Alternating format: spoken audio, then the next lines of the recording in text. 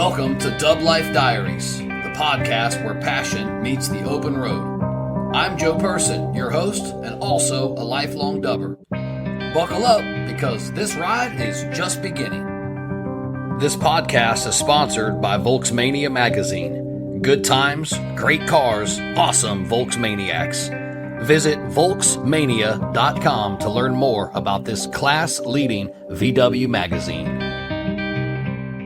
All right, welcome back to Dub Life Diaries. Today on the podcast, we've got a true craftsman in the classic car world, Mr. Jason Davis. Jason's a self-taught car guy, grew up in Sanford, Florida, with a Hot Wheels in his hand and a vintage junkyard as his classroom. From humble beginnings at local auto part shops to launching Davis Customs in 1999, he's now built a reputation for tackling the jobs that most people would run from. That's going to be rust repair and body restoration on classic Volkswagens and Porsches. We're diving deep into his journey, his passion for saving these classics, and what it really means to be the guy that people call when rust is eating their dream car alive. Jason Davis, welcome to Dub Life Diaries. Hey, man. Good morning. How's it going? What's up, brother? What's up, man? I'm excited for this one. Yeah, man. This is awesome. Thanks for having me on. Absolutely, absolutely. Before we get hopping on this, I want to give a shout out to my sponsors real quick. Obviously, Volksmania magazine, as you guys know, I feel they're the flyest VW magazine on the face of the planet. Give those guys a jingle if you haven't already. www.volksmania.com. Use DubLife10 at checkout. That'll give you 10% off your subscription. Those are U.S. subscribers only. Also, quick shout out to my buddy Chris White over at Riverbank Customs. Chris is a supporter of the podcast. He's an awesome VW dude. He supports the scene. Super stand-up guy. Check him out. Check out his YouTube channel, Riverbank Customs. Make sure you like and subscribe to all his stuff. Awesome dude. Awesome dude. All right, my man. Back to you. This is all about you. I'm excited for this one. I've been wanting to sit down with you because I've been following along. I feel like you got kind of a unique journey. For people that don't know you at all and they walk up to you at a show, how are you going to introduce yourself? Usually if they're at a show, they're driving a Volkswagen. So, probably already know them or I'm getting ready to know them. It's usually people come up to me because my bus will be right behind me. They want to come see the bus, and then we just get in conversation, and we'll be there for an hour. And then somebody else come pull me over. Say, hey, man, can you come this way with me? Yeah. Then can I show you my bus? I got rust over here. So I don't know. I think just, I try to communicate with everybody, really. If they come up to me, I meet a lot of people, and I've gotten really good at it because I was, before all this, I was kind of a shy person. I wouldn't do podcasts. I wouldn't videotape myself. I was like, it's more for the cars, but I do enjoy talking to people now. I love hearing their stories. I love checking out their rides, and they're keeping it alive, man. The Volkswagen world, that community is just amazing. Yeah, it's on fire too, Yeah. And I feel like it's been on fire.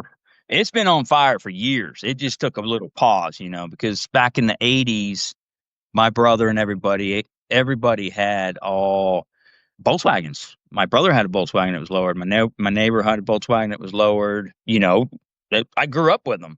Didn't want one, but I grew up with them. So, John Bonner, Beaner, he's got a couple Volkswagens. He used to work at the bolt shop in Sanford, in high school. So we've always been surrounded by it. And it took a little pause for a little bit, but when it came back stronger than it's ever come back. Right. I feel like, even in myself, I took a break from it myself just to raise my family and, but I had my first Beetle in high school. I was 16. I bought a 72 auto clutch standard Beetle, and I drove the absolute dog out of that car for years, man. I ended up having eventually to put a manual transmission in it because back in the late 90s, they couldn't find parts for the solenoid for the shifter. Nobody wanted them either. Right. I think they're still cool, honestly. That's just me. Yeah. But you said pretty much that you were born with a Hot Wheels in your hand. I want to start there. Right. What did that mean to you as a kid growing up? Yeah, that's the phrase that my mom says all the time. So my mom is my momager. So she does all my paperwork for days. That's awesome, man. she's, she's in with me on this, and Okay. her comments always been, oh my gosh, he was born with a Hot Wheels in his hand, because I used to go to college with my mom, and I would take certain Hot Wheels and put them in my clothes, and go to college with my mom while she was doing school. I was playing my Hot Wheels, and I was absolutely obsessed with cars. Like that has been my whole life, and then I got into models in the 80s and in the early 90s, and I still built models, and I would do model shows in Orlando, and I mean, I got serious, and then I stepped into the big cars. So that was a big journey for me on that. But yeah, I mean, I had pedal cars when I was a kid. Anything that moved with wheels, I pretty much had it. Go-karts, mini bikes. I was just born motorhead, I guess. Yeah, well, you grew up in the 80s, and you said, I believe in your past, that you had access to or lived around a vintage junkyard, right? I did. So when I was 16 years old, I wasn't exactly on the perfect track at that particular time in my life. I was young, didn't know really what I wanted to do, but I knew I wanted to build cars, and that was it. So if anybody that knows me knows, I am an absolute Nova fanatic. I have probably, since I was 16 years, I probably owned at least 30 to 35 Novas in my lifetime. Dang. So yeah, so my stepdad's brother lived up in Washington State, and he lived in a vintage junkyard. And he asked me one time, he was down here, says, "What do you want? What kind of car do you want?" And I was like, "I want a 62 Nova." Now I was 16 years old. And he's like, "Come up, build the car, and you can work in the yard all summer, drive it home. It'll be yours." I was like, "Oh, whoa, really? This is for real?" I'm like waking up, trying to do something. So I flew up there, ended up staying 3.5 years. It started, I think the earliest car was a 1929 Model A, and probably the latest car at that time was maybe like a 78 Malibu. I mean, I literally studied, and I learned interchanging on parts. I learned to identify old parts. I can go to swap meets now, and I'll be looking down there. I was like, "Oh yeah, it's 47 Chevy." I just know. So basically, what my mom would tell me was that was basically my college. Yeah. I can see that. Yeah. In the real world, if you look at like a leadership side, like people hire skill like that more than they do the knowledge like that. If you can learn it from hands on, that's what people want. They want experience. They don't care if you do it from the book. What you're talking about is real experience. That's It's awesome. a real experience. Yeah, I got to hold the rust. I got to hold the old parts, and I got to take them off the old parts. I mean, we built one of the first cars, hot rods I've ever built was with him up there. His name was Scrap Iron. He was a huge mentor to me. Was a 39 Hudson Terraplane. I'm like 17 years old, and I'm dipping into this car and learning the body work and all, everything that goes with it, and doing a frame swap. We did a frame swap on that car in the 80s. Man, So this I is was, stuff. I'm This pretty, is stuff that there's no way you ever could have learned stuff like this in a classroom. no, didn't want to either, because I was not a classroom type of person.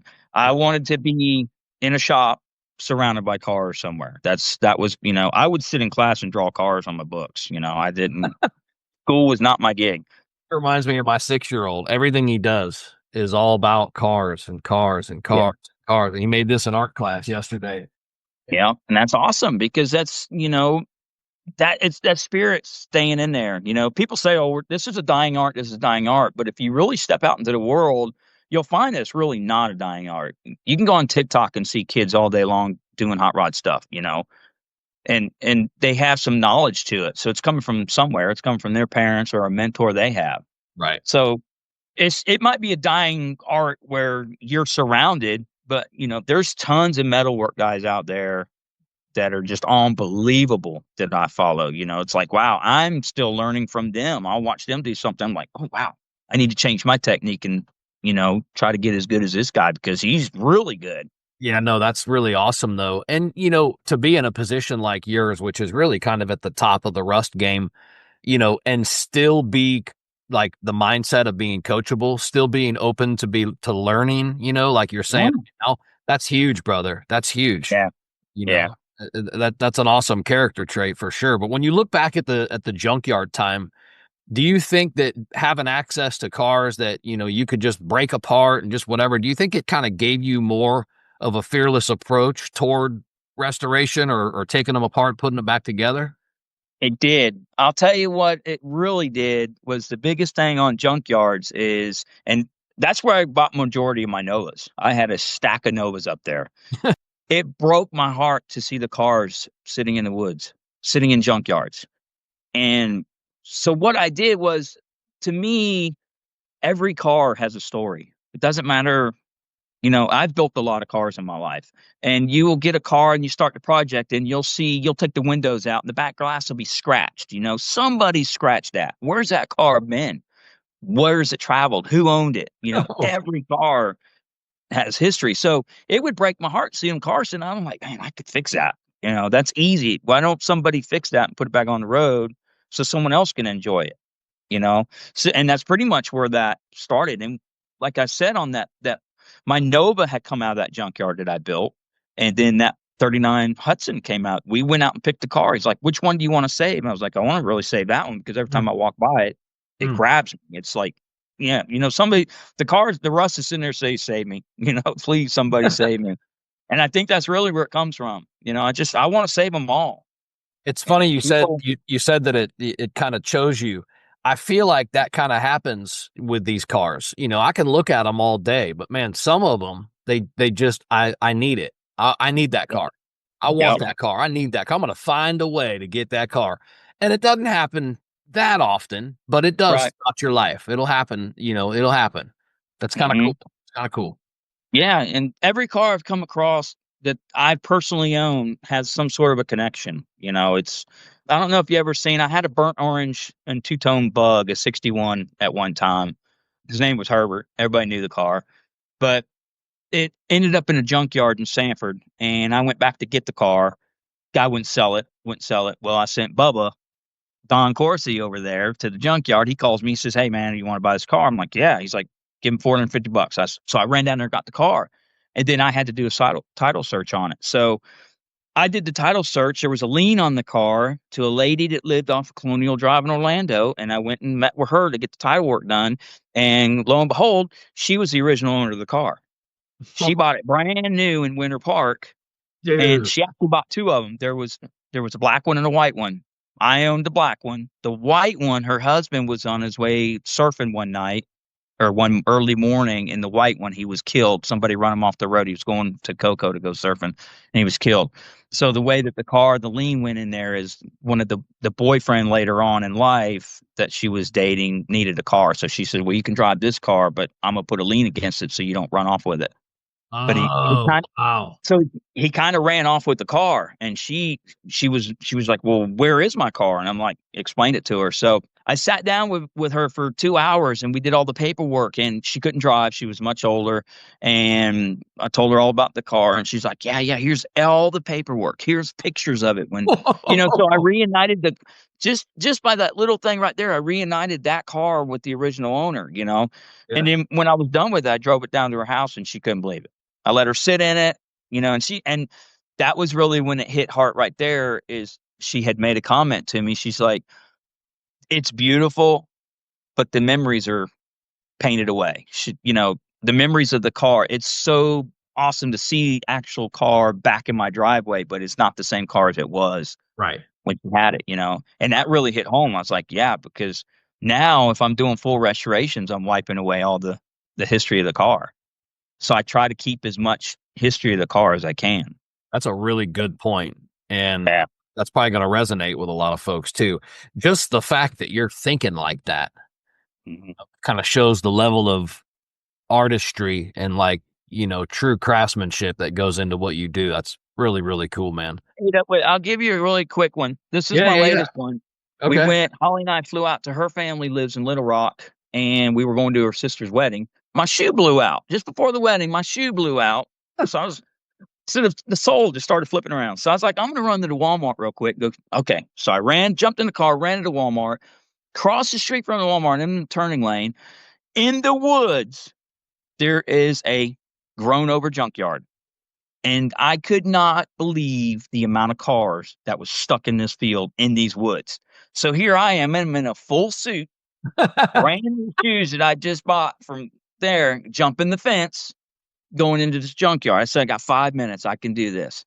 So I probably spent 8 minutes, but I wanted to go back. I marked that spot so I can always go back and see them cars again. I haven't been yet, but my goal is to go back because there was a couple buses in there. I couldn't believe it. And I did not have my phone with me where I would have taken pictures.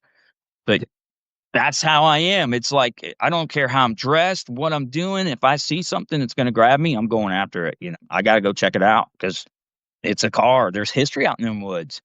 Let's touch on your past, like leading up to, Davis Customs. But I know at some point you had started at an auto parts store. I believe it was Napa. What did that job back then teach you back then about what applies to business and even customers now? What I did was I am self-taught on everything I do. Painting the cars. I've actually done my own interiors before. Don't want to do that again, but I build motors. I can pretty much do anything. So I'm self-taught. So when I moved back from Washington State, I got a job at Napa.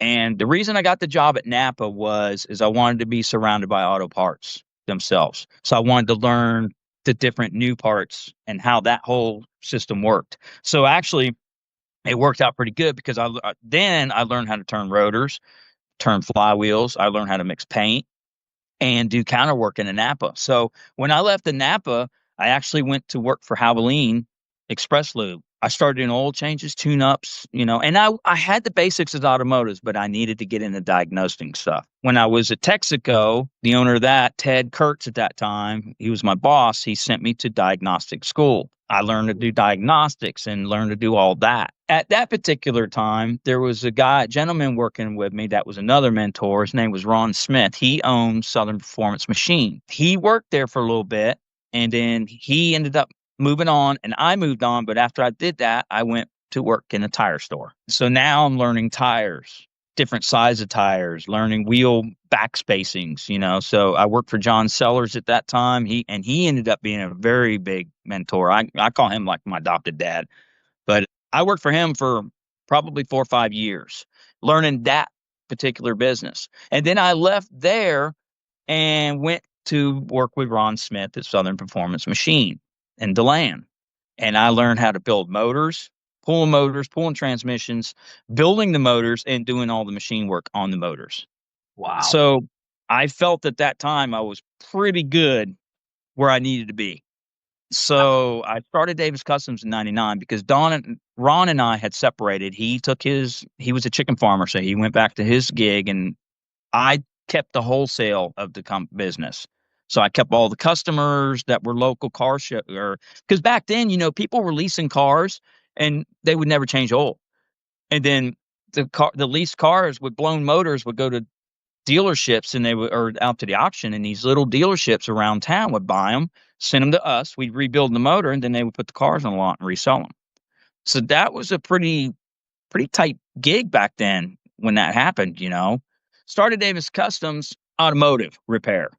So out of all those stops, right, to create the Craftsman, so to speak, which one of those do you think had the biggest impact on how you are today? All of them. All of them. Really? Equally. All of them. Yeah. Yeah, because I learned something from all of them. I'm kind of envisioning you going through these different things, becoming a master of all of them, and it's like, oh, damn, you're lethal. You can do it all. Yeah. And I kind of had to because I couldn't afford to pay somebody to build my cars, So after that, I started Davis Customs automotive repair, and I was done with it. I was done with dealing with the customers. And then I was like, you know what? It's going to be Davis Customs fabrication for now on. I want to get into exterior customizing and that style of work. So I took it home and started in my garage. I got another job at that time just to get the bills paid and keep Davis Customs on the side more or less. So I got extremely busy, and then Bubba brought me his Volkswagen bus, and I want to say it was about 03, 04. Okay. And if anybody remembers Bubba's first bus, it was a 21 window, yellow and white. It was a beautiful bus. I wanted nothing to do with this bus when he brought it to me. So I didn't want nothing to do with it. I was never a bus guy. I had just got my bug. So he's like, no, I want to put a roof on it, and I want to make it a 21 window bus. Can you do it? It's like, let's do it. So him and we did it, and we did all the metal work to it. And that bus ended up being a beautiful bus. Bub actually drove that to California, to Octo, I believe. He drove it out there to that. So, and Josh Wheeler painted it. There was an interior shop that was in Orlando that did the interior. And the bus is just really cool. It was sitting on Fuchs. It was hammered. It was bright yellow and Oh, white. It was a cool yes. bus. Yeah, I bet. That's one of his Sounds first awesome. buses. Yeah. So it just started from that day on. I did right after that, John Beener, I did a chop top bug for him. It was flat black with red spokes. And most people will know that car when they hear it. They're like, oh, I remember that car. And it just took off from there. People are like, man, I want you to do some metal work for me to this. And then I just started gradually getting better. So I picked up a welder and I self-taught myself to weld. That's So so cool. I went and bought the welder, and on the way home, I saw some bed frame on the side of the road. I picked it up and I built that. I built the bed frame welder stand, and I had that thing for probably 25 years before I finally got rid of it. Crazy. But I built the stand that the welder was on, and then I just started getting better. And now I want to change over to TIG, but I'm kind of afraid to because I have adapted myself so much to wire feed that it's pretty much I can control my heat, and I don't warp panels. I'm not into that. And doing all the mud work on my cars over the years, and I was like, there has to be a better way to do this. This is just not working for me. I have a rule. There's a sign in my shop says there is no Bondo allowed in this shop. Period. I don't like it because I used it for so many years that it's hard work, man. You got to be a sculptor to do that stuff. Right. And Wow. it's like, there's got to be an easier way. So I started welding, and I started really getting into figuring out how I can do this without warping the metal, and it just took off. And then people started figuring that out, and they're like, you want to do my bus? I'm like, sure, And I'll tell you that what really took off for me is when they had the crash. What was that? 08 or 05 or something? Yeah, it was 08. 08 was Yeah. collapse of subprime, and then all the real estate values plummeted, Yeah. and Well, nobody could get mortgages, and then everybody started their houses. It was crazy time. 8 it was. to like 10, 11-ish. Yeah. Well, I did 9 buses in a year that year at my house. Damn. They were packed. They were stacked up, man. I mean, on Saturday, I'd be pushing one out in the road to get on a trailer, and another one would be coming in. Like, I'm like, recession-proof business. and it kind of was, and I was really nervous about it, but people weren't paying their mortgages, man. They were getting their buses done. They're like, screw it. They're like, hey, we're gonna enjoy it. Yeah, why not? I guess I would have done the same thing, but I owned my house. So I was in pretty, good shape on that. I didn't really have to worry about it. But yeah, those were some good times. So the bus world really took off for me then. That's when it really got big. Well, then introduce DC, which is your double cab, just kind of in the timeline, right? Yep. So tell me about that story about how Gerson had pulled up to, I don't know if you were at your house or the shop and had this thing, but walk me through that story. I think that's at that time, I was getting to a point where I think I was going to want a bus because I drove Bubba's bus and I drove some, like Nacho's bus. And it's like, man, I think I want a bus, So during that time, I was doing metal work for Gerson at my house. And I had 2 of his cars. I probably had 2 or 3 of his cars at my house at that particular time. So he had called Bubba and he'd asked Bubba, he says, Bubba, what kind of bus would Jay want? And he's like, I know he would love to have a double cab. He's like, oh, well, that's perfect because I got one. So Gerson had taken this bus. He had sold it to somebody here in Florida and dropped it off to him. Well, the guy's wife came home and had a fit. So he called Gerson and says, dude, man, you got to come get it back. I can't take the bus. And he's like, what? Okay, well, I'll come back and get the bus. And he's like, well, when am I going to do this bus? So he called Bubba, and that's when that arranged. So I'm at my house, and lo and behold, here comes Gerson coming around the corner. And that old Ford truck he drove, and on the trailer was his double cab and a bunch of metal and stuff on the back. And I'm walking out of my garage, and I'm saying, no, Gerson, I have 3 of your cars here now. No. He's like, no. I was like, wait a minute. Just wait a minute. He's like, I talked to Bubba. Bubba told me what kind of bus you wanted. This is yours. I was like, what? He's like, it's yours. He said, for all you done for me, you do a lot of metal work for me. Your prices have been good with me. He said, we built a good friendship. He's like, it's yours. It's yours. You can have it. I'm like, well, in that case, let's unload it. Absolutely. So, yeah. And then he says, okay, so what I want you to do is make a list, call the shop, have every piece of metal you want for this thing sent. I was like, okay. And and in the back of this thing was already a walkthrough section cut out of another bus. Wow. So I knew right off the bat I was doing a walkthrough. And I said, well, Gerson says, can you guys pop me out the pillars, the C pillars and D pillars? He's like, absolutely. So I turned it into a double door. So, Ooh. yeah. And I Yeah. wanted to. So Holly and I had never done a project together because we've been together for 13 years. And she's a little car nut too. So she wanted to get on the project. And I said, well, let's build this bus together. So there was a video I posted a couple months ago, her and I on the back porch, and we're cutting this thing open and we're making it a walkthrough. And we started. So I did 8 inches all the way around the bus, got it going. And she did all the patina work. She did all the logos on the door because my wife's an artist. So she does murals. Her artistic work is just amazing. Awesome. So she did all the lettering on the doors and she handled all that. And we got the bus going and done. And we took it to Nodo for the first time that year. It's been 8 years now that bus has been on there. The guy that he sold it to walks up. He's like, oh my gosh, that's the bus. He's like, honey, come here. Check this out. Look. She's like, oh my God, I love it. And he's like, yep, I owned that bus for about 5 minutes. Damn. So, yeah. So that bus has a lot of sentimental value to me just because it was a gift from Gerson. But, it's not every day you run into a double door, walk through, double cab, Or ever. And it's just, yeah. And it's a cool bus. And we use it as a family vehicle. I mean, I went and got fence on it a month or so ago. I bought, went to Lowe's and bought the big 4x8 panels and stacked them up on the bed, took it home. Yeah. The wife hauled mulch in it. I mean, we use it. And my daughters grew up in it. So they love that bus just as much, Oh, yeah. But, yeah, the story on that bus is really cool. So that's just one of our we will not sell collection. I have 3 cars that I will not part with. Number 1 is my Nova. I have a 65 Chevy Nova named Scratch. I'll be buried in that car. And then I have my 47 Chevy Fleetline that I'm building now, and then our bus. And the rest of them, they're just fun toys to have. Sure. I enjoy them. Yeah. But that was the story on the bus. What a cool story. And love that it's sentimental. These cars, if we have them for a long time, the experiences, the things that happen around us, the kids, the memories, they become part of the family. They do. Yeah. Yeah. Cool. It really is.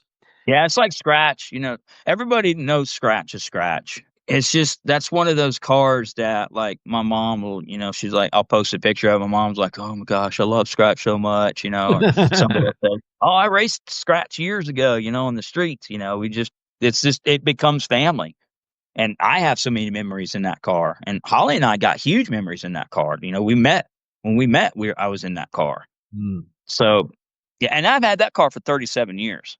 Dang, man. That's like your, that's your homie. Yeah. Holly said that's my firstborn. Yeah. That's your homie right there. That's cool. Yeah. Cool. Yeah. I want to touch on something because I think this is what you're most known for, but I want to talk on it. Now, Rust, essentially, I think I saw something last year when I was sharing some of your posts, bring your Rust to us or something like that. Yeah. So you've said, or claim, not even claim, but you are. Rust is kind of your specialty. Why do you love tackling projects like that, big time Rust, when a lot of other people might not? They might say it's too far gone or whatever. There's nothing that's too far gone. I'm living proof of that. So I did, if you noticed, it's been several months now. There was a video I posted of a green 65 Mustang fastback that my brother and I built together. And he is not allowed to go look for cars without me. That thing was horrible. It was horrible. But I told him, and it's his dream car. So that's what really keeps me going is when he said that's really, and it has been, I remember him talking about it when we were kids, he always wanted a 65 fastback. If you can take and build somebody's dream and watch them smile when they come get it, that to me is the greatest gift in the world. This car, basically that Mustang, I changed everything on that car but the roof and the firewall. The rest of the car was completely reconstructed. I have a table out there that I built to keep buses straight, and then I ended up just using it for any kind of car. So every car I've ever built has been welded down on there. And I'm actually building. So the biggest rust project I'm doing right now is that, I don't know if you've seen it, but it's the Datsun 510 that I'm working on. It's red. That car is from Japan, and I think I Gerson bought remember seeing a post about this not yeah. long ago. Nobody in Japan would touch that car. They were like, this car is way too far gone. And Gerson says, want to bet? He says, I got a guy in the States that'll fix his car. And they're like, no way. I was like, yep. So he calls me. He says, guess what you're getting ready to build? But the reason I'm doing this car is because it's extremely rare. It is an early 70 510 Triple S coupe. So if you're not familiar with those, which you probably aren't because they're that rare, there was not very many made. So when Datsun first produced it, you know, the 510, everybody's familiar with the 510 little square box looking Datsun. Very popular. This one is the most high demand 510 that was ever built, but they didn't build that many. Gerson found the car. The car was found in Russia in a barn, and then they shipped it down to Japan. I'm changing pretty much everything on this car, and I'm doing videos and I'm doing day-to-day steps through there. I'm on hold on right now on getting metal from Gerson for this car, but this is a full build. And the reason I'm doing this is because people say they can't do it. They said that car's not fixable, and that's not true. It finding the person that wants to take the time to fix the car will be the problem. But I'll do it. And if I can't do it, I'll look at it right off the bat and say, no, I can't touch that car, because I know I've done so many cars that I know that they get so far gone that you just can't do nothing with them. And especially when there's body, you can buy bodies now. You can buy just about anything you want brand new. A lot of people don't like that, but if you want that particular car because yours is so bad, then go buy a new body. You know, by the time you're done, it's going to be cheaper to do that. So Gerson has thrown me some bones, man. I'm telling you, he has thrown me some rusted out cars that I have fixed, you know, a lot. And he's just like, I know you can do it. So that's why I have you do it. And my brother was the same way. You know, when I looked at the car and I looked at him, I was like, man, this thing is horrible, dude. And he's like, can we fix it? You know, I was getting ready to cry. I'm like, hey, if you want to step in and buy all the metal, we'll fix this car. And he's like, yep, let's do it. So there's another guy that I did a double cab project with, Dave Rowland, builds beautiful cars. Very dear friend of mine. He has a double cab that we found out in the woods. And this bus was so bad, it was rotted in half. Whoa, dude. Yep. And we were out there on the man's property looking at the bus, and he looked up at me in the front. He was in the front, I was in the back, and he says, can you fix it? And I was like, I can fix it. He's like, yeah. And, you know, because he always wanted a double cab. It took me about 3 years to put that bus back together, but he drives it all the time. It's beautiful. I'm going to try to save them, man. That's constantly telling people, man, you know, I see it all the time on Marketplace or somebody, I'm scrapping this car. Dude, don't scrap the car. There's somebody out there that really needs that car, because one day those cars are going to be gone. Right. And somebody's really going to want Especially them. if you're scrapping them. Yeah, that's the worst thing. To me, that's the worst thing you could do to a car. It is. You know? It's gone forever. It's gone. It's probably a good thing that I don't have 500,000 acres, because if I did, I'd have a 500,000 acre junkyard. Literally. That's funny, man. Let's touch on your show. I know that you host a VW event every year in January, and I know that this is kind of a way of you more or less giving back to the scene. What inspired you to start that event? How long's it been going on? Tell us about it for those that don't already. Gosh, I think we're going into I think this is our 6th year, this January 17th. So Henry's Depot was just opening up at the time, right when the COVID stuff was getting towards the end of it. Henry's Depot, if you've been there, it's just a hallway full of restaurants, and all the restaurants are really good in there. There's a killer bar. The atmosphere of the place is just really awesome. So we do lunch. All us guys do lunch every Wednesday. So we went down there to try the place out. And one day we went down there for lunch. I was driving my bus, and Sean Kelly that owns it, he's like, dude, I love that bus. He's like, would you be interested in doing a car show down here? I was like, yeah. Matter of fact, now that you say that, you know, I says, I know a lot of people. And he's like, and when we put that show together in less than 6 months, so it was an instant thing. And he's like, I'll tell you what I'll do. I'll handle everything. You get the people here. I was like, you got it. And we'll do it. So the first year that we did it, in the short amount of time that we did it, we only expected maybe 100 cars. It was 250 cars the first year. Damn, dude. Yes. So Impressive. and I think the reason that it took off like it did was because it was right at the end of COVID, and people wanted to get out.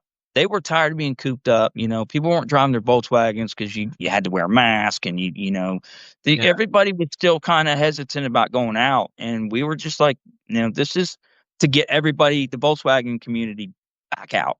It's time. We've been put up enough. Yeah, cooped up. It was the season for it. And people ask me, they're just like, why do you have it in January? I'm like, because I want you to be cold at my show. And they're like, what? I'm like, there's no winter shows, man. Back then, Bubba and them had Winter Jam back in the day. That was out there in Daytona, and it was always in winter. And I remember it was some of the funnest time. It was cold, but everybody was bundled up, but your cars ran good. You weren't sweating. It was amazing. So it was just good. And I was like, let's do like a winter show. Let's just make it cold, and it just took off. And then the next year was our rain year. So they say every car show has a rain year. So we had our rain year. I think we had maybe 150 cars that year. And then the following year, we're up to 320 now. Damn. Yeah. So That's and it's awesome, grown, man. and we want it to grow. We didn't expect it to grow like it did, but Sanford's a good little town, man. There's a lot to do there. It's a good drive destination for people to come and check it out. It's like Nodo's one of my favorite shows. We spend the weekend over there, and it's you're so close to home. I mean, I'm 30 minutes from there, so it's like I'm this close to home, but it almost feels like you're still on vacation. Yeah. No, that's awesome. I'm gonna Yeah. I'm gonna get out there to that one, to Nodo. I haven't been, but after hearing about it last year, last couple years actually, I'm gonna definitely check that one out. And then I almost came to yours last January, but I forget what had come up. I've got some young kids, and something had come up, and I ended up not making it. But I got a buddy that lives up there too. I was going to connect with him, but I'll have to in the future come out and support you guys, and maybe even set up a little vendor spot or something with absolutely for the podcast. I think that'd be kind of cool. I'll put you right in there. Yeah, cool, man. Absolutely. Yeah. Well, and it's just, like I say, the Volkswagen community, man, it's just a good community, and they always have been. I remember there was one time driving down I-4, and right at an exit there was a Volkswagen that was broke down on the side of the road, and I was like, oh no. So I got, and he was on the other side of the road, so I got off, got back on. By the time I got to the guy, there's 2 Volkswagens already parked there. See, and I wasn't in my almost kind of Volkswagen, something you can't really explain. You got to be a part of it to feel it. It's not really. If you told me that story, I'd be like, yeah, that's cool. But to feel that, to really go through that and see that, damn, man, how many people do you drive by maybe in your life? Think about it. Everybody that's listening, that's not a Volkswagen, that you just cruise right on by. Right on by, yeah. I've done myself. But when I look at them, I was like, they look like they're doing all right. But a Volkswagen person, I'm stopping regardless. Right, I'm stopping. What's going on? Because the thing about Volkswagens is we've all been there. We have all been on the side of the road. If you own a Volkswagen, you have never been on the side of the road, period. For something. It's either small or it's big, but everybody has been parked on the side of the road in a Volkswagen. I think we expect it. We do. And it's not something that any of us run from. I remember through the 90s into the early 2000s, I'm a teen into my 20s, and I developed this energy where if a car ever broke down on me, it was gone. And that's kind of, I was like, nah, man, you leave me hanging. You're not hanging around me. You're out. I'm selling you. Right. I don't feel that way about my Volkswagens. I never have. I'm like, I know you're going to break down on me. I know you are. You're going to leave me hanging. I'm going to be late for work. Yep. if it can happen, it's going to happen in one of these old cars, but it still doesn't detour us. No, it doesn't. It doesn't. A rule of thumb: if you put a toolbox in it, it'll never break down. Oh, that's great. I like Or that. if like me, I pile a bunch of parts in there. If we're going on a trip, say we go to St. Pete or something in the bus, I'll throw an extra distributor in there. Everything pretty much. If anything craps out, and then what craps out is the parts that you don't have. St. Pete. I'm here. I'm born and raised here, so that's cool to hear that you come here. But I'm saying, we brought the bus over to the Bully several times over there. Yeah. Have you seen the Skyway rides? Yeah, but I've never done it. I've driven my bus over it, but some of them buses, they get to the top and they're about peter out. Yeah, I know it. 2024, we did the 25th year. We had 450 cars. That's a lot. The line was over 2 miles long. It was insane. Yeah. And then we stopped at Lot 5 Tropicana Field and just had a big hangout for several hours. We got it again, this year it'll be in April again on a Sunday, but we're also doing, you mentioned the winter thing. We're doing a nighttime. The PM ride is the same Skyway ride, but this time it's at night and everybody's cars are tricked out in the LED lights, the Christmas lights. So we got that coming up in November as well. If you follow those pages, V-Dubs Over the Sky. I do. Yeah. So I pretty much follow. So my Facebook is like full a lot. Like, I guess because I post every day. And that's one of the reasons I post is I do it for two reasons. I do it because I want people to see exactly what we do and the process that we do it. But it's also for the customer. Like every day, my customer gets a phone full of pictures of exactly what was done to his car that day. It feels he knows good, where the money's going. Yeah, it's good. It's for his build sheet, and it's really worked. And people, they love that. They want to be a part of it. They want pictures or something, instead of just dropping it off and they never see it again. Right. No, and that's the feeling they have. It's like, what are they doing? Are they working? Are they not?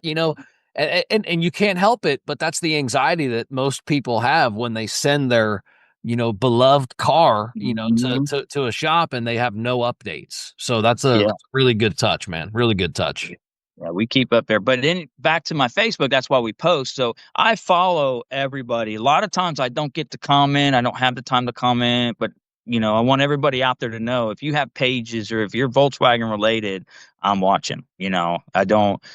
Sometimes, my Facebook gets so flooded with stuff that it's hard for me to see everybody. But when I do, I'll hit a like or something because there's so many Volkswagen guys out there doing so many cool things. And yeah, I love it, man. I love the community. It's buzzing. It's great.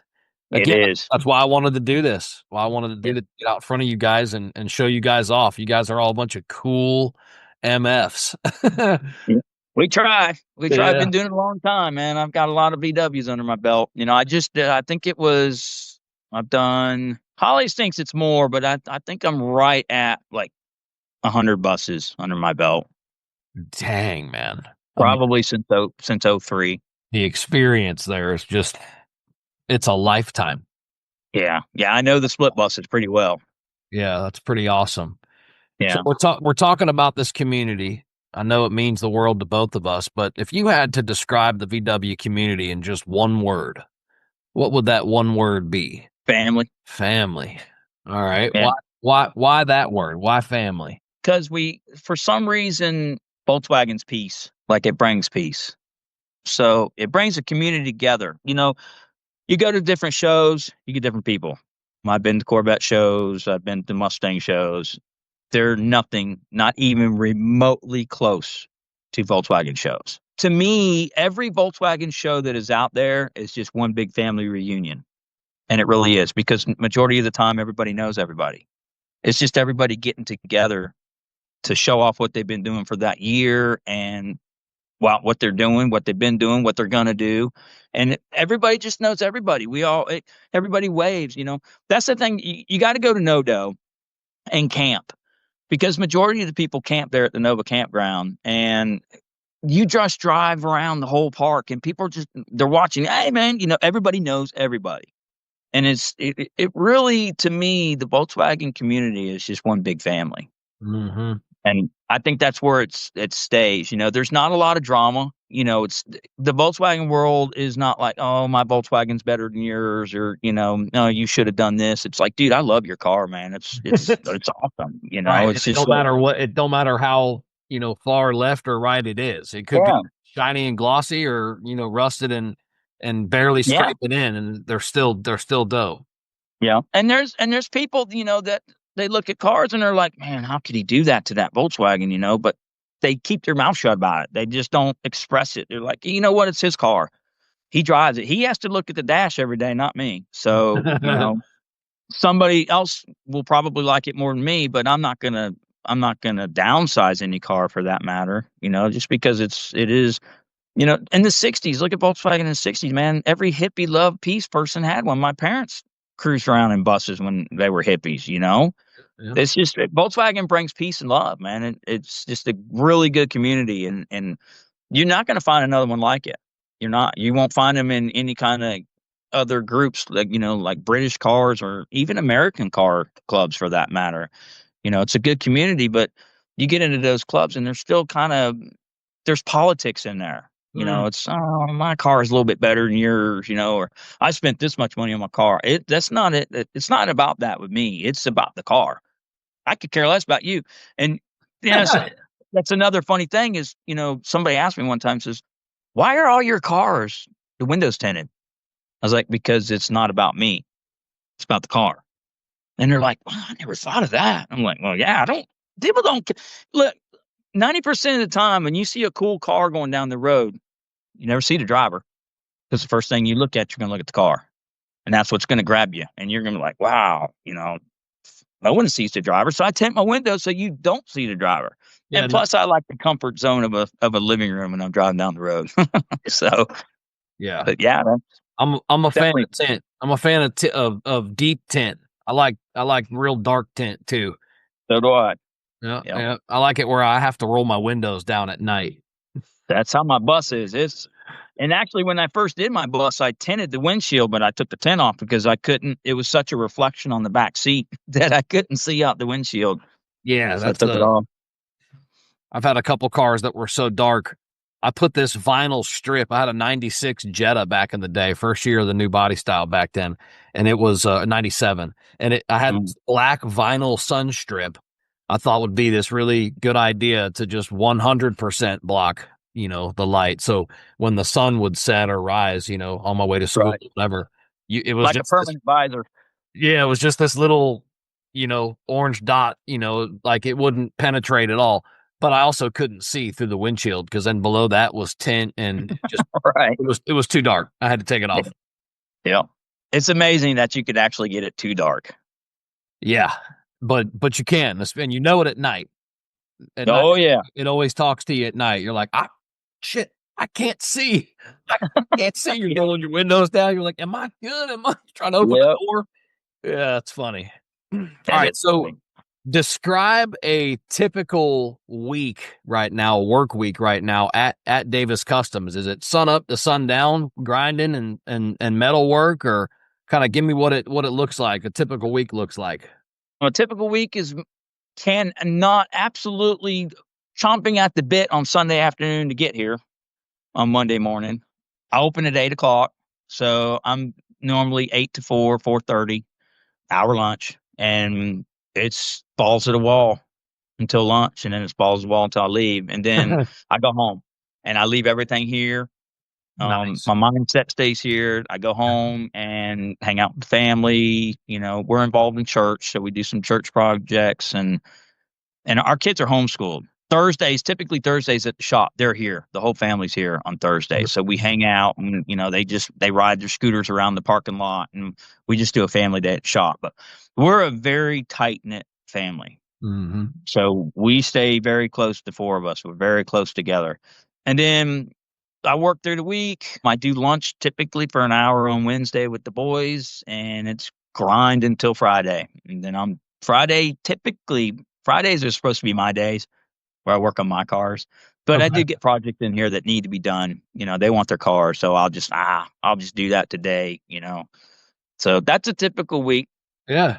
I try not. I do get stressed out sometimes. It happens. Everybody does. You get a Sure. car that's being a real pain in the butt, or you just making something. Sometimes when I post me making a piece of something, sometimes I've done it right on the first bat. Or secondly, it's probably the third or fourth one that I've made. So when I got into shaping metal, I was watching that Discovery Channel on Jesse James years ago. Mm-hmm. And he was pounding out metal and he was building that bike at the first time. And I was just getting into motorcycles. So I said, I can do that. So I literally went out in my garage and built an English wheel and built my chopper that sits in my office. And that was in 05. And I built 90% of that bike. I posted it the other day on Facebook. It's yellow. It's a chopper. It's a ground pounder. It's got like tribal flames on it. Really cool bike. Reason it was outside. I took pictures of it because my daughter came and cleaned the office. So I was like, well, I'll take it outside and I'll, just get some sunlight on it. I've had it for years. Is it on Davis Customs or is it on your actual? It was actually one of my reels on my personal one, Jason Davis. Okay. But I'm gonna go get the visual. Yeah, it's a cool bike. I built the tank, the bars, the frame, the rear fender. And it's actually, I built the gas tank extensions was the very first thing I built on my English wheel that I made from scratch. So I got like $15 my English wheel and I've had it since 05. And I use it. And I really all your learned, projects and all this work, dude. You are an animal. Yeah, dude. There's a lot. There's a lot. And it goes way back all the way. And it goes way before Facebook was ever introduced. I mean, I go way back. I got boxes of pictures. I was constantly going up to the CVS getting pictures printed out like weekly, rolls of pictures because I kept track of everything I did, back in the day. So yeah, I built rail buggies. I built cars, drag cars, motorcycles. I built wagons. I've restored refrigerators. I've restored an ice box. I restored a piano grid. This lady bought me this piano grid that she wanted smoothed out. And this thing was like 700 pounds. And she was going to hang it on her wall. And I actually built the structure that went into the wall so they could hang it on the wall in her house. So I don't really turn down anything. I mean, that pedal car that's on my bus, the purple pedal car that's usually in the picture, I built that for the girls. And it still pedals. And shit, I probably got 30 hours in that dang thing. So, but it's just to be able to take that metal and just shape it into where I need it to be and to make what I need to make. It's awesome. Every time I do it, it makes me want to do it more. When a customer, comes to you or finds you, describe what your mindset is when a new project comes in. Like, how do you decide how far it's supposed to go? Is it a budget thing or is it do you just know by looking at them? Like, give me your opinion there. I can pretty much look at a car and tell you now, I'm so educated myself with it that I can look at a car and figure out exactly where I'm going to go with it if I was going to do it. Typically, the first thing I ask a customer is, what do you want? Are you wanting a SEMA car or do you want a driver? Two different cars. I do not build SEMA cars. I build drivers. I want you to get out there and I want you to drive. And if you don't want to drive it, I'll come to your house. I'll get it and I'll go drive it for you. It's just like that. Why build a car if you're not going to drive it? So typically 90% of my customers are drivers. They want to drive them. And probably 50% are sentimental family value cars. And then I asked them, I said, well, what's your budget? Because I'm $125 an hour at this shop. So I'm basically more or less, I'm a labor shop. So if you bring me your car, you bring me all the parts and I will charge you to put them on. And if you don't have the part, I'll make it. But everything gets seam sealed and delivered. I don't cut corners. If I'm in a rocker, I paint the inside of the rockers. I spend time and make sure it's not going to take another 30 years to rust out or 50 years again to rust out. I want it, I want it right. And I tell customers, if your car comes into my shop, I treat it as if it was my own car. So, and that's another cool thing that I do that I love so much about these cars is my car list is huge. There's still thousands of cars that I want to get my hands on that I want so bad, but I'm at the point in my life now. It's like these cars are showing up with different owners, but I can treat it as my own, and I get to experience the car. And a lot of times I get to go drive them. I'm doing a 35 Ford Right. Coupe right now, new motor transmission. Yesterday, I'm driving around with the AC on in a 35 Ford Coupe. How cool is that? Very So it cool. so my list has gotten a lot shorter because I can enjoy all my customers' cars if I want to. But when they're here, I treat them as my own. I would want that done correctly and nice. I don't want no crappy work done to my car. So, and they look at it like that, and then they will give me, okay, well, we can get this, we can get this, we can get this. And I'm like, I'll do it. I'll do whatever you want me to do. It doesn't matter. If you bring me the car, and it happens all the time, I get a car. I'm working on a Z28 Camaro, and he's like, I'm done with all the work that I did to it. He calls me today, says, hey, how much will it be if I shave and move the bumpers back a little bit? And I'm like, I'm $125 an hour. Takes me an hour. That's what it is, man. It takes me 2 hours. That's what it is. And he's like, we'll do it. So I'm very open with everybody that comes in the shop. I mean, I'm just absolutely 100% because this is a hobbyist business. Mhm. And when you're doing this, you're not messing with somebody, but you're tackling someone else's vision with them. Hmm. So Great point. everybody has their own vision of Right. what they want the car to look like. Sometimes it's not the greatest thing, but okay, I'll tell you a perfect example. Yesterday, I'm doing pans in a Bug. This is a 65 Beetle from Oregon. It was bought out of Oregon, and it is absolutely by far the most cleanest Bug I have ever laid my eyes on in this shop. There is absolutely no rust in this car, period. Like, it's had a one respray. It's never been bumped in the front, the rear. He unbolted all the pans. The pans are still shiny where the seal was. What? So beautiful. I mean, absolutely beautiful car. The battery area was rotted out on the pan, and he wants both pans fixed. And I'm like, are you sure you want me? I says, I can just graft in a battery box and then you still have an original car here. He's like, no, because now if you do one pan, the other one's going to look crappy. So just do them both. I'm like, oh, it hurt. Man, it hurt to have to cut them pans out of there yesterday with no rust. But Oh, sometimes it's the customer, it's his vision. So if it was mine, I would have doctored them up, cleaned them, 415 them, and we would have been rocking that thing. But this guy, his vision was a little bit different than mine. So I absolutely have to respect that. As bad as it hurts to cut the pan, I'm not going to say, okay, come get your car and get it out of my shop because you're not doing exactly what I want done. I need to do that to my thing. It's not. Yeah, we talked about it. Yeah, the floors aren't gone by any stretch. They're starting to rust, especially in the back section. But I wanna like pour 15 them and just kind of start over, seal them up, and at least have that just not looking so rough down there. But anyhow, back to you. So I've got some rapid fire style questions. These are questions that have a fast response or a fast answer. You ready to rock them? Sure, man. Let's do it. All right. Hot Wheels or Matchbox? Oh, Hot Wheels by far. All Matchbox had some cool ones though. right. Favorite VW model of all time? Bus. Now, But 60s bus. We split oh window yeah, bus. yeah, split bus all the way. Absolutely. Okay. Yeah. One rust repair tool that you can't live without. Welder. That's a fun answer. Yeah, man. I guess so. Yeah. Need that. Yeah. Best feature of DC. DC's his double cab, by the way. Yeah. Double door walkthrough. Just all the patina. It's factory patina. We call it factory patina too. That's the best feature on that bus is that it's a double door.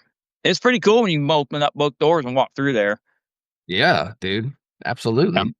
Yeah, that thing's got surround sound in it. So I took the air box off in the ceiling and extended that box out and put a entertainment up there so the girls watch TV. Yeah, they'll get in there and watch Star Wars. The neighbors next door be like, what are you guys watching over there? And the girls are watching Star Wars in the bus in the garage, or watching Chip and Dale or something. Yeah, so, that's yeah, awesome. it's got surround sound. Yeah. How about a dream project that you may not have built yet? God, this is a tough one because man, you've been around You the ain't, block. yeah, you ain't kidding, man. I would have to probably say my 47 Fleet Line. That's been, I've wanted a 47 Fleet Line since we built that 39 Hudson back in '88.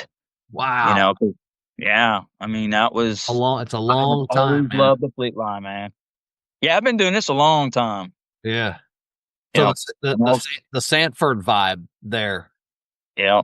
beach life or small town charm. Beach life. I do surf. I surf with Bubba. We all still get together and go surfing. I I do saw love myself. pictures of that. Yeah, I saw some surfing.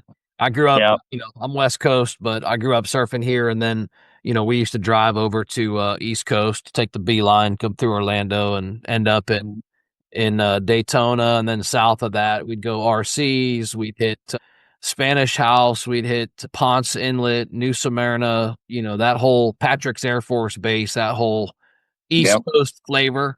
So Yeah. I remember the surfing days too, 90s. Those were some good times. I left 2008, stopped surfing, came back 2022, and still not surfing. Uh, But, my yeah. my kids are out there now though, and they're enjoying it. So That's probably yeah, one sport that I probably won't give up just because I love it so much. Bubba and I, we all surfed when we were younger. Rob Mulligan, we all surfed together in New Smyrna in high school days. It's back in the '80s, yeah, and shredding. You guys were the shredders. we were something. I mean, we don't know if we were shredding, but we were riding. Well, It didn't.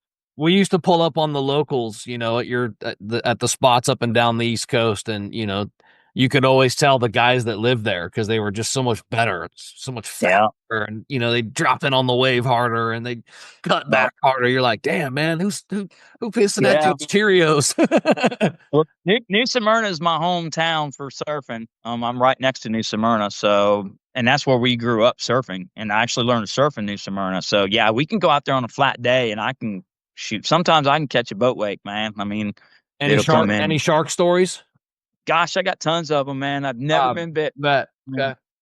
So You yeah, have been chased? I know the hammerheads come in there and I've never been chased by a shark. You know, they got a pretty bad rap. They're not as bad as you think they are. They're just as scared of you as they are. It's mistaken identity 90% of the time with the Mhm. shark attacks. You're actually playing in the refrigerator, man. I mean, that's their feeding zone. It's Yeah, it's a good where they way to are. say it.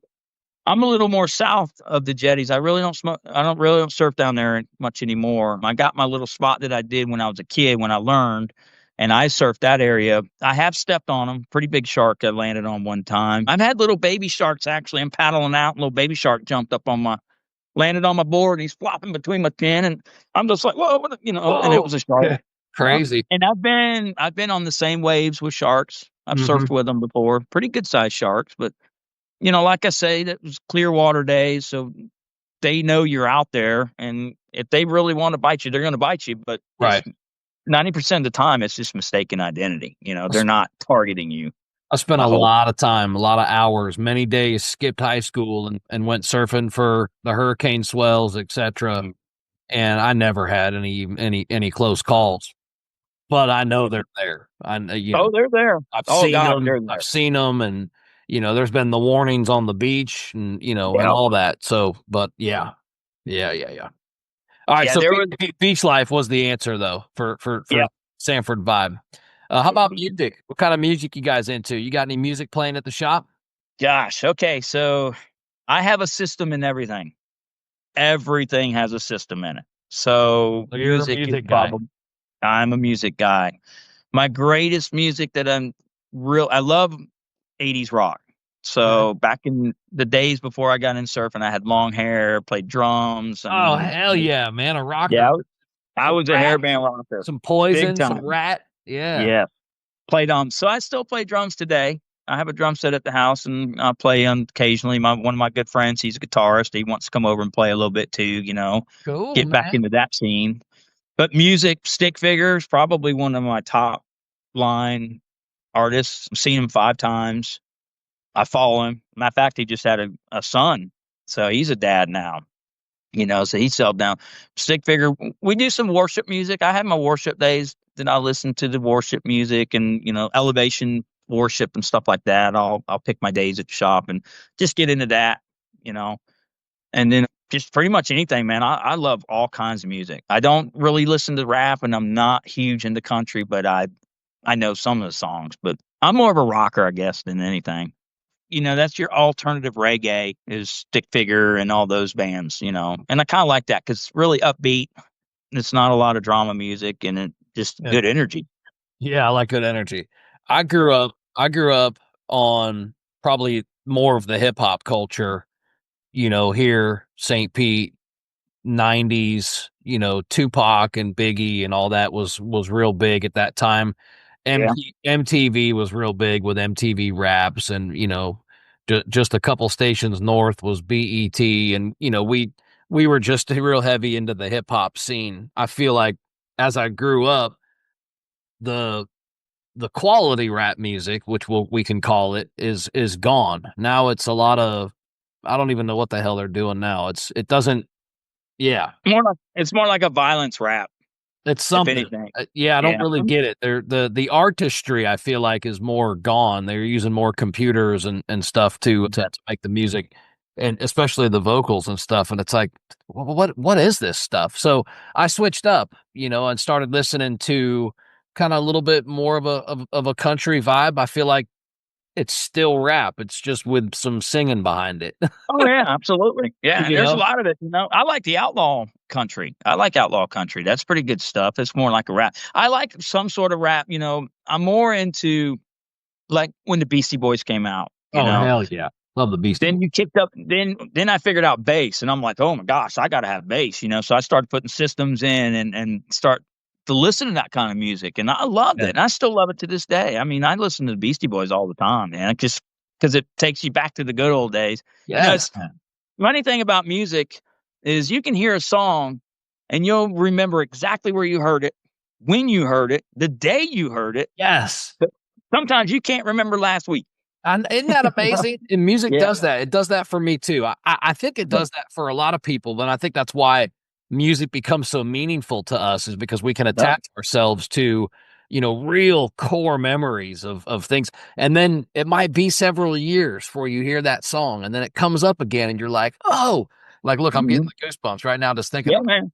It'll Yeah. pull you right back in. You'd be like, oh man, I was in this kitchen standing over making this pasta Right. dish. Yep. Yep. Yeah, crazy, man, crazy. Just remember it. But yeah, man, music. So we have the shop has a system. They can Okay. hear me. Oh yeah, it's loud. The Holly will come out and there's like, can you turn it down? I'm like, nope, I'm working.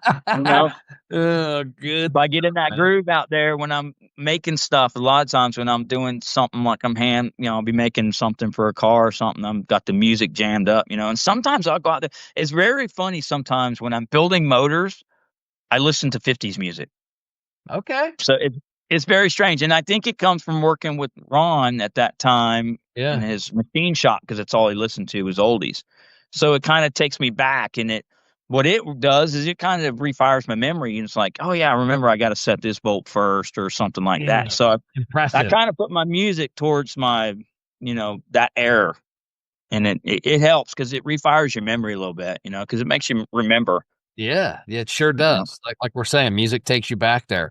What advice would you give to a young builder, the next generation that's coming in to do the same type of rust work and VW rust work like you do?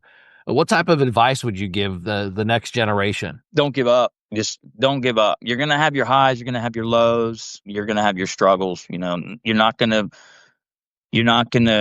climb right that top ladder in the metal world right off the bat. It is an art, and it's something you have to stick with it. It's just like anything. If you get good, if you stick with it, it's just with surfing, music, cars. It doesn't matter what it is. The more you do it, the better you get. Yeah, the Yeah, more it's experience you get, the more, and it goes with anything, anything that you apply yourself to. I think the more experience you get, the kind of the easier it gets for you. yeah. I'm That's good still, advice. like I said, I still learn. I'm still, Right. a guy told me one time, he says, you know what? You will never stop learning. Yeah. You may think you know everything, but you will continue to learn. And that's a stat. That's a known fact. I mean, I learn daily. And it's getting better because now I'm learning more stuff on like TikTok and just doing videos and watching these cars and stuff. And I'm like, wow, I didn't know that. That's pretty cool. Maybe I should try that. Yeah. Everybody's pretty much everybody's a teacher in their own sense. Yeah. I mean, and we are in this information age, yes, Like people are dying for information. They want to know. Google, man. If we had Google in high school, man, I'd probably be some bigwig right now doing, no kidding. No kidding. yeah. When Jackass came out and the whole BAM and all those guys were making millions in movies off of just acting like complete idiots. I remember me and my buddies were like, can y'all imagine if we would have had cameras? like we were doing some crazy stuff. We did. Yeah. But our problem is we would have been like, I didn't have no time for a camera. I was too busy playing. Right. Right. I didn't have a camera. They weren't quite as easy back then. They were like these VCR tapes on your shoulder. Yeah. 50 pounds, you got to carry that thing around. We didn't want to do that. We wanted to go do stupid shit and just do it. We didn't care, That's right. Yeah. Yeah, we jumped bicycles. I was into BMX when I was a kid. I got into bicycles huge. I mean, yeah, me too. Probably when I got out of models, I was still building models, but I got into bikes and I verged from bikes, and then I went to dirt bikes and motorcycles, and then I just started gradually going up to the cars. I did bikes too. I think I raced till I was about 15. As soon as I got, started getting behind the wheel of a car, I was like, oh, I'll never work that hard again. Yeah, man. Yeah, that's everybody's way right there. It's like, yeah, I'm done. Yeah. Bike, I'm done with the bike. It was good though. It was good. I was a skater for many years, coming up, and then I got into BMX. And we had an MBL, a major bicycle league, I think was it back then. We had an MBL track right in Azalea, and it was a nice track, man. Wednesday nights were practice, Saturdays were race days. Yeah, and I raced, I practiced every Wednesday, I raced every Saturday, and we started to travel, started going around the state, started picking up some sponsors, and it was fun, man. It was fun. We had a good time. I was fast. I could air it out, and I was fast. But I'm telling you, it was like a light switch. I used to have people coming and watching me, and and then as soon as I got access to a car, with my restricted driver's license, I started missing practice. I'm like, well, it's no big deal, I want to practice driving my car, and I'm like, bike who? Yeah, and then before you know it, you're too old to ride the bike again. It's just like, yeah. I restored a PK Ripper, an '86 PK Ripper. Yes, Southeast bikes. I had a profile, and I loved the cruiser class. I was a 24-inch. That was what I raced. But I had profile cranks, profile neck, profile seat post clamp, profile bars, and profile is still right here in Bay Pines, Florida. No kidding. Yep, they're still right here. They still make bikes right here. Yep, they're still kicking. They're still here, still making bikes right Bay Pines, which is right out on the way out to Madeira Beach. But sorry, didn't want to go down a rabbit hole. No, that's all right. Any shout outs? You got any shout outs that you want to give? We're pretty much at the end here, brother. Just want to shout out to anybody that can spread the word about the show. January 17th, 2026. Get that Volkswagen out, get it cleaned up, bring them out. Let's visit. Let's talk. Hang out for the day. And where can people find you if they want to look for you or look up your work? Those that I know everybody around here knows you, but I'm fortunate enough to say that this podcast is downloaded in 36 countries. Wow. Yeah, man. Yeah, I'm in a couple countries. I'm in Brazil, Japan, and Africa. DavisCustoms.net. You can reach us there. You can pretty much Google anything rust and we'll pop right up. Yeah. Yeah. And they can find me on Instagram. They can find me on YouTube. We have a YouTube channel, show some chop tops that we did and some projects on those. Instagram, we're all over the place. All under Davis Customs on Instagram and YouTube. Yeah. All Davis Customs. Yeah. Davis Customs was named from that mentor, Ron Smith, that owned Seminole or the machine shop. I said, what would a good name for my business? He's like, Davis Customs. I'm like, that's a no-brainer. Yeah, that was easy. You're like, thanks. Yeah. And then our logo that's on there now, that was done in about 2 minutes. Holly was tired of waiting for me to come up with a logo. It's so And cool. so, I love the bus. It's like the bus front. yeah. Yep. She's like, she sat down at the table. She says, give me a logo right now. Do not get up. And I scribbled it. And she's like, oh my God, that's it. That's wow. It took you this long to do that. And it stuck. So that's our logo.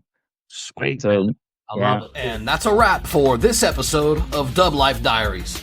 Thanks for riding along with us and diving into these incredible stories of the people in the dubs that drive their dreams. If you love today's episode, don't forget to subscribe or hit that follow button so you never miss an adventure.